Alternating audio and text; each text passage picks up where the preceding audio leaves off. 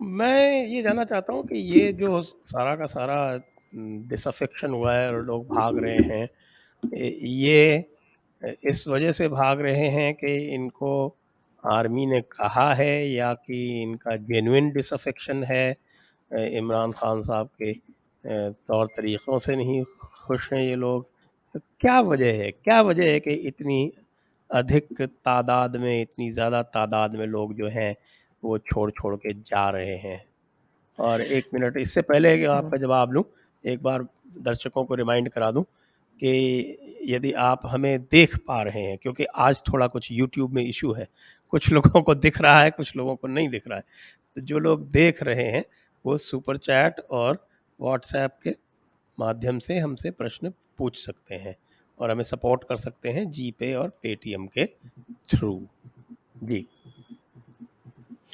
जी sir, मैं आपको यही बता रही थी कि बहुत से लोग ऐसे हैं जिसमें स्पेशली जहांगीर तरीन खान साहब जो है इमरान खान साहब के पार्टी के मेंबर हैं, बहुत एक्टिव हैं। और जब इनकी गवर्नमेंट बनी थी तो वही, बल्कि इलेक्शन जीते थे खान साहब, तब वो जो लोग इलेक्शन जीत गए थे दूसरी पार्टीज के, या कोई ऐसे होते हैं ना जो इंडिपेंडेंट कैंडिडेट होते हैं, उनको वो अपने प्लेन में भर भर के लेकर आते थे और इमरान खान साहब के साथ उनको शामिल होने के लिए कहते थे। जाहिर है कोई ना कोई वजह बताई होगी, कोई ना कोई रीजन दिया होगा, किसी तरीके से मनाया होगा, और उसमें कोई बात भी हो सकती है।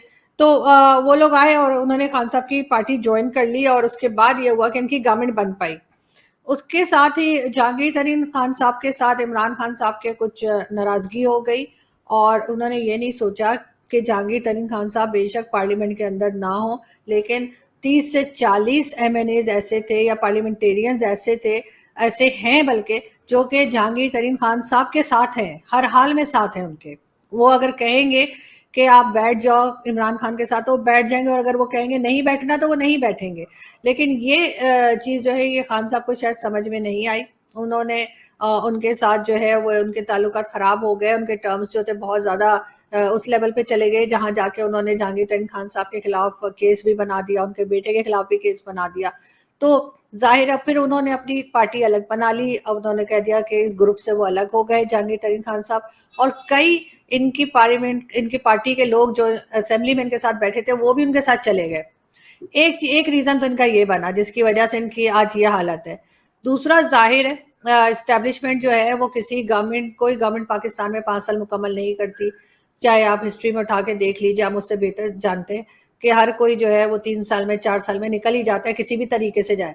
चाहे वो उसके ऊपर करप्शन केसेस हों, चाहे वो इस तरह से वोट ऑफ नो कॉन्फिडेंस से जाए, जैसे मर्जी जाए असेंबलीज तोड़ दी जाती हैं। तो वही हुआ, या फिर ये समझ लें कि वो मेरे अजीज हम मतों जा जाते हैं ना, वो भी हो जाता है। जो एक हमारे यहाँ फौज की गवर्नमेंट आती है और कहते हैं कि जी मेरे अजीज हम वतनों, तो वो सीन भी हमारे यहाँ बहुत बार हुआ है। तो इस बार खैर ऐसा तो नहीं हुआ, लेकिन ये जरूर हुआ कि जो इमरान खान साहब के ऊपर से स्टैब्लिशमेंट का हाथ था वो हट गया। 3-4 आई थिंक कुछ टाइम पहले ही, 3-4 महीने तो नहीं लेकिन 1-2 साल कुछ टाइम पहले ही जो है वो हम देख रहे थे कि जो बाजवा साहब है उनके साथ खान साहब की ज़्यादा अच्छी नहीं चल रही। फिर डीजी आईएसआई की अपॉइंटमेंट के टाइम पर भी टेंशन बनी, और अब तो काफ़ी खुल खुलाकर जो है ये बात आ गई है कि दोनों की बनती नहीं है। वो जो कहा जाता था एक पेज पर है, तो दोनों अब एक पेज पे नहीं रहे। अब जाहिर है जब एस्टेब्लिशमेंट पीछे हट गई है, और अभी खान साहब ने रिसेंटली कहा भी कि फौज ने जब कहा कि जी हम न्यूट्रल हैं, हम किसी के साथ नहीं हैं, तो खान साहब ने कहा कि न्यूट्रल तो जानवर होता है। अब आप किसी को मतलब जानवर कह देंगे तो वैसे जानवर भी बड़े अच्छे होते हैं, ऐसी बात नहीं है, कुछ कुछ जानवर बड़े अच्छे होते हैं। तो जाहिर है फिर खान साहब ने तो बिल्कुल ही जैसे कहते हैं ना, उनका ऊपर का फ्लोर घुमा दिया होगा फौज का कि यार ये क्या बोल रहा है हमें। तो अब तो मतलब काम हो गया पूरा। तो उसके साथ ही जो है वो हमारे यहाँ परवेज इलाही साहब जो चौधरी शुजात के भाई हैं, उनका इंटरव्यू भी बड़ा वायरल हुआ था। और उन्होंने कहा कि जी वो क्योंकि एस्टेब्लिशमेंट के बहुत नज़दीक रहे हैं, और हर हर पार्टी जो भी आती है उसके ये यही कहा जाता है कि इनको पता होता है कब आ रहे हैं और कब जा रहे हैं। तो उन्होंने कहा कि जी इनको कब तक सिखाते रहते काम, कब तक बताते रहते ऐसे करना है ऐसे करना है। इनकी नैपिस चेंज की जा रही थी, कब तक इनकी नैपिस चेंज होती। तो वो एंकर ने कहा कि आप क्यों नहीं चेंज कर देते नैपिस। कहने लगे अब नैपिस भी बड़ी महंगी हो गई है। तो वो इस किस्म की बात जो है वो चल रही है और टीवी पे और हर जगह मौजूद है। वैसे यही चीज़ जब मेजर गौरव ने मेरे शो में कही थी, तो कह रही मैं वो ज़माने में हो रहा था ना कि इंडिया अटैक करने वाला है, तो मैंने उनसे सवाल कर लिया, उनका बार-बार बात हो रही है कि इंडिया अटैक करने वाला है, 9 बजे अटैक कर देगा, तो उन्होंने कहा मैं डायपर भेज देता हूँ, पैम्पर्स भेज देता हूँ उन लोगों के लिए ना, इमरान खान और दूसरों के लिए। तो उस पे मेरी बड़ी बैंड बजा दी थी लोगों ने कि वो बोल रहे थे तुम सुन रही नहीं बैठ के, तुम अब, लेकिन अब कोई नहीं बोल रहा कि सेम वही चीज जब चौधरी परवेज इलाही ने कही है प्राइम मिनिस्टर के लिए, तो सब चुप हैं। लेकिन खैर ये तो खैर एक बात है, मगर साथ साथ ये भी है कि वाकई में चाहे फॉरेन पॉलिसी हो, फॉरेन टूर्स हो, और जिस तरह से एक फंड और फंड मांगने का तरीका, एक उधार मांगने का तरीका, एक वो जो चीजें जो खान साहब ने की, वो किसी को सूट नहीं किया।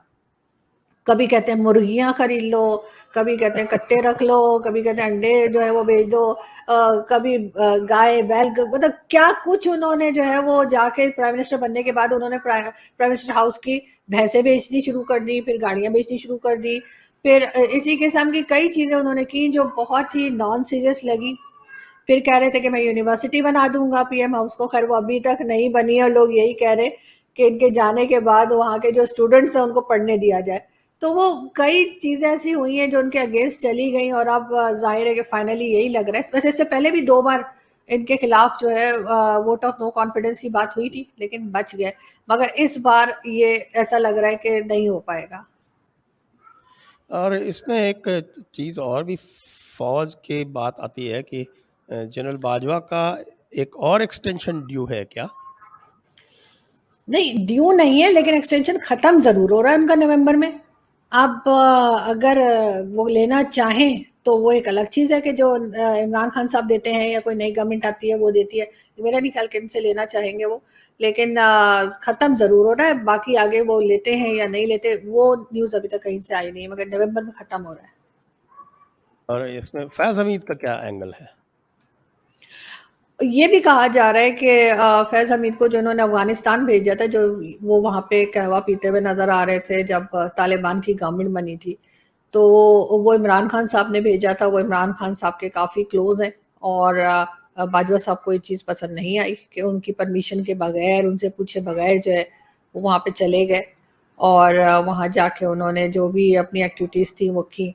तो ये चीज़ भी जो है ये काफ़ी ज़्यादा जो है वो हो गई। और उसके बाद जो जब बात हो रही थी कि DGISI के अपॉइंटमेंट की, तब भी सुना जा रहा था कि इमरान खान साहब चाहते हैं कि जनरल फैज हमीद को इधर रखें, लेकिन बाजवा साहब किसी और को चाह रहे थे। इसीलिए उन्होंने तकरीबन 2 महीने जो है साइन ही नहीं किया पेपर्स के ऊपर जो भेजे गए थे अपॉइंटमेंट के। कभी कहते थे मुझे 3 लोग और बताओ, कभी कहते थे मुझे 5 बताओ, जब 3 बताए तो कहते 5 बताओ। फिर वो होते होते होते हुआ वही जो बाजवा साहब ने कहा था, उन्हीं की अपॉइंटमेंट हुई, लेकिन नदीम अंजुम साहब की। लेकिन खान साहब ने खामखा उस बात को इतना ज्यादा प्रोलॉन्ग करके अपने लिए जो है वो प्रॉब्लम क्रिएट कर लिया।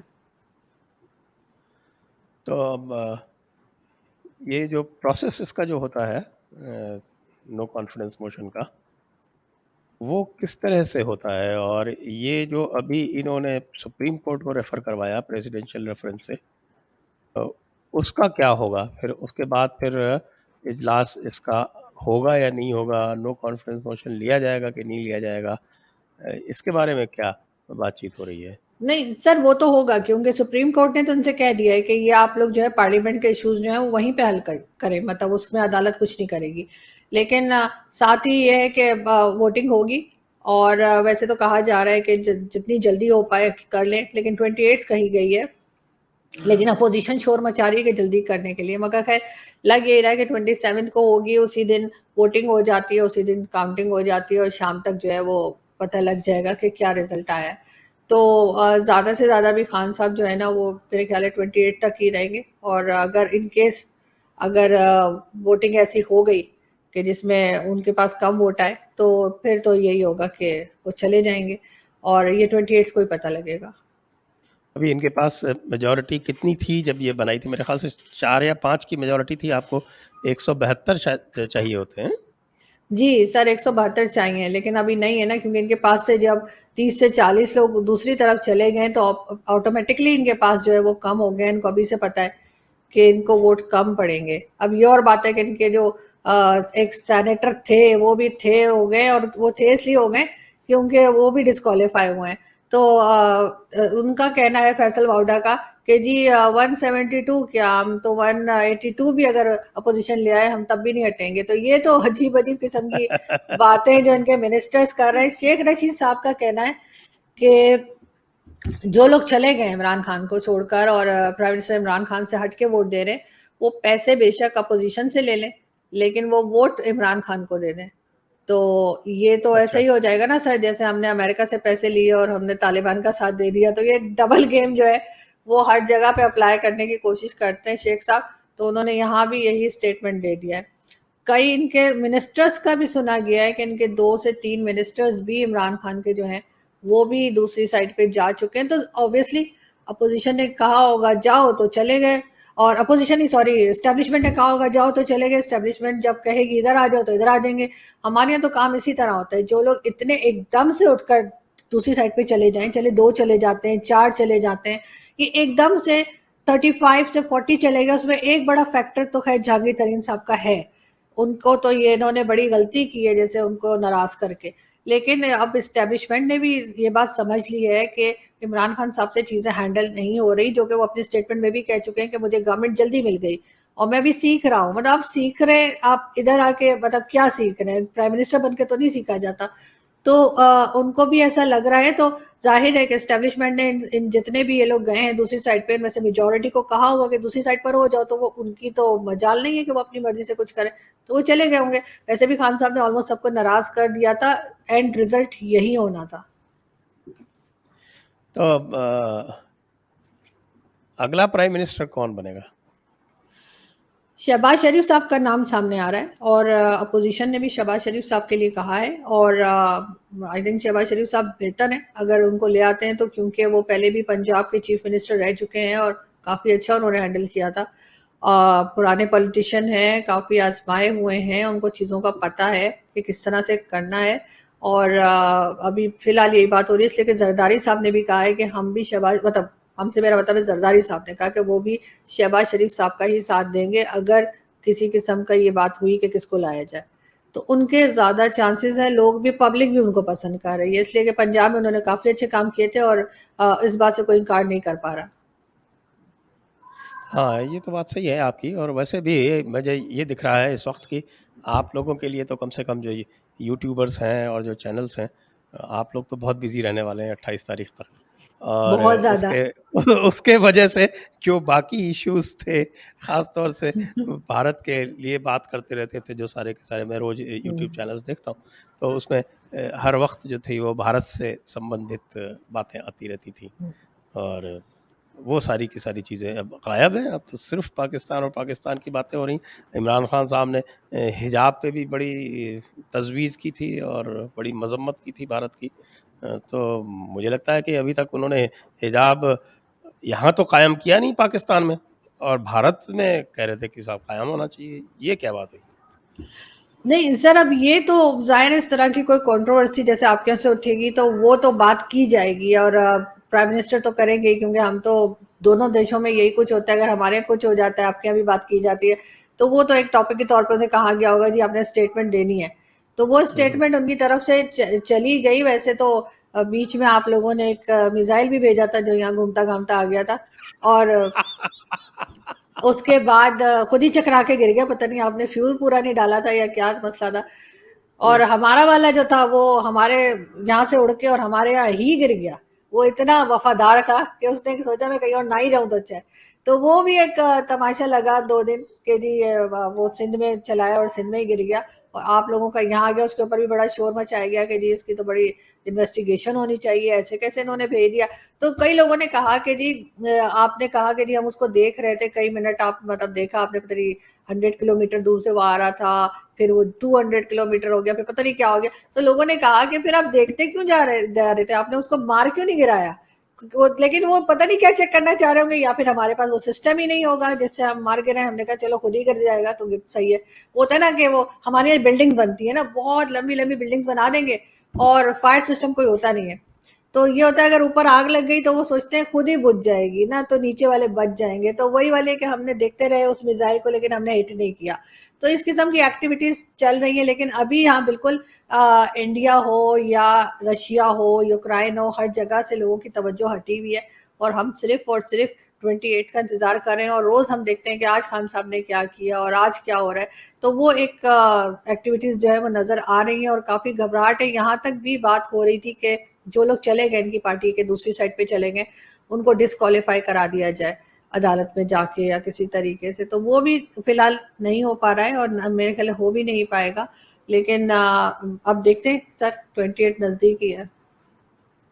आप तो पिछली बार कह रही थी कि ये आपके बिलावल भुट्टो जो हैं उनके चांसेस ज़्यादा हैं, तो ये अचानक शहबाज शरीफ कैसे आगे?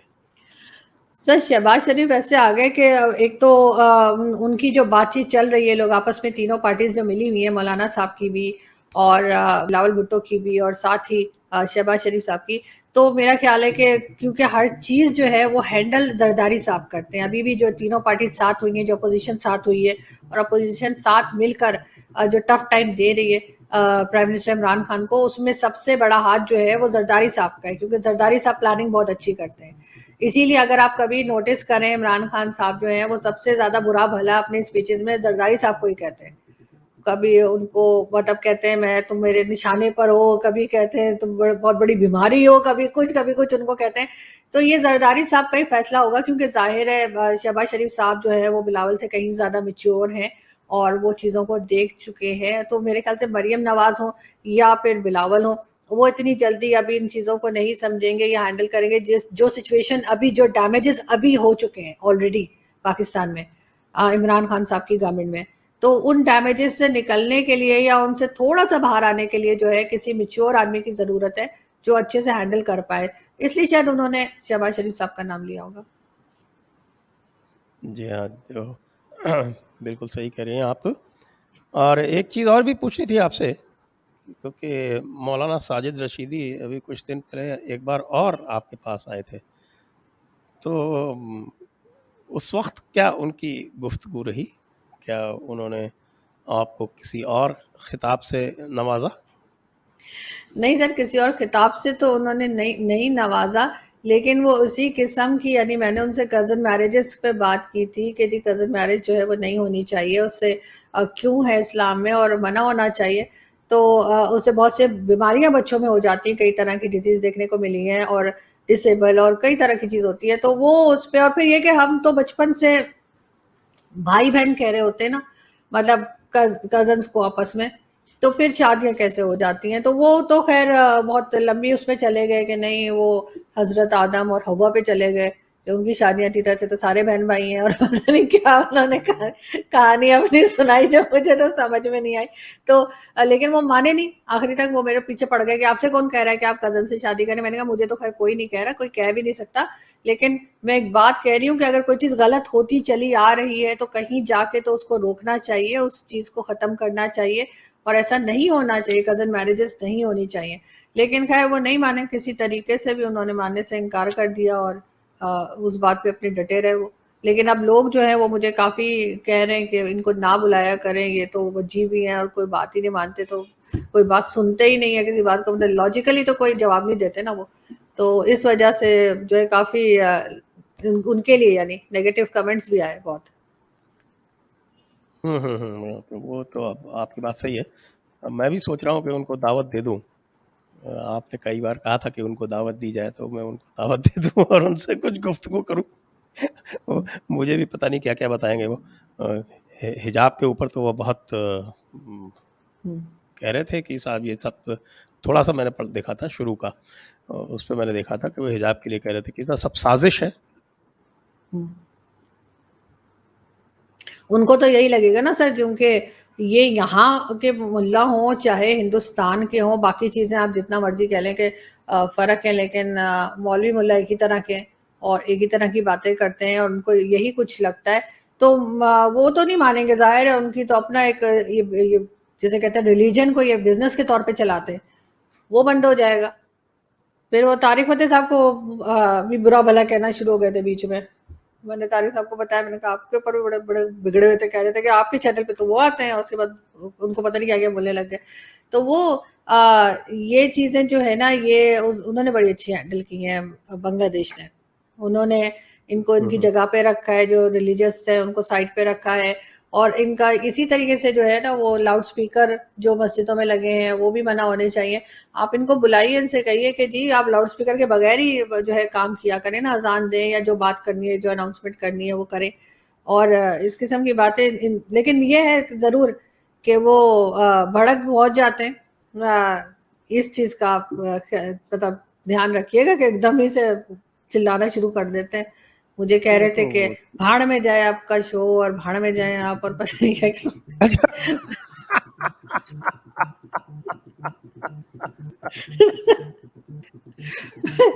मैंने कहा, मैंने को क्या कहूँ, तो वो मैंने कहा जाने दे, कहते कोई चीज एडिटिंग, मैंने कहा नहीं मैं तो कोई एडिटिंग नहीं कर रही हूँ। आप मैंने कहा आप शोले, हाँ शोले की बात हुई थी, मैंने कहा कि वो एक चीज जो थी ही नहीं 1400 साल पहले, फिल्में तो नहीं बनती थी ना, तो आप कह रहे हैं फिल्म देखना हराम है, तो एक चीज थी ही नहीं तो हराम कैसे हो गई?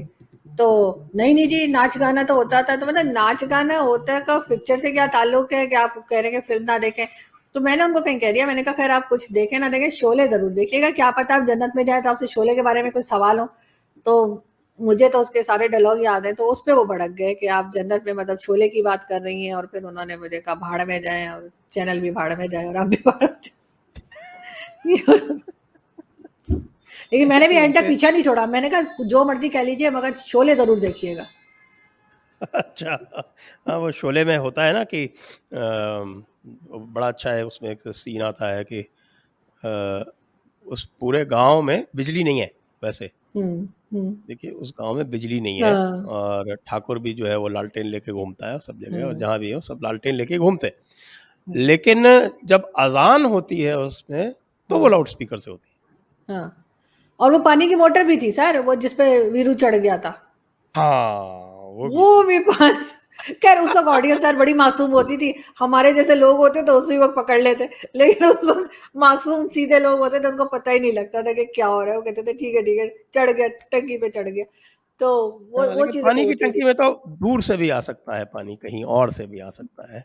लेकिन गांव में जब बिजली नहीं है तो अजान लाउड स्पीकर से कैसे हो सकती है? ये मौलाना साजिद रशीदी जब वो अगली बार आए, और वो आएंगे ज़रूर मुझे लगता है कुछ हाँ। दिनों बाद, तो उनसे ये ज़रूर पूछिएगा कि पहले तो आप लोगों के फतवे थे कि साहब के लाउड स्पीकर लगाना हराम है, ये अचानक हराम से हलाल कैसे हो गया? और अब हर जगह 5-5 लाउड स्पीकर क्यों लगाए जाते हैं? नहीं, बिल्कुल पूछूंगी अगर आए तो, लेकिन अभी फिलहाल तो मेरा कोई इरादा नहीं उनको बुलाने का। और मैं तो कहती हूँ आप बुलाएंगे तो आप पूछिएगा, बल्कि मुझे भी बुला लिएगा, अच्छा है मिल गया पूछते हैं। ये आइडिया ठीक है। ये यहाँ पे आइडिया कोई कुछ बिल्कुल कहेगा तो मैंने ठीक कहा मैंने तो नहीं किया, आप जाके दीक्षित सर से पूछिए उनका जो होता, मैं तो ये कह के बच जाऊंगी साइड में। है।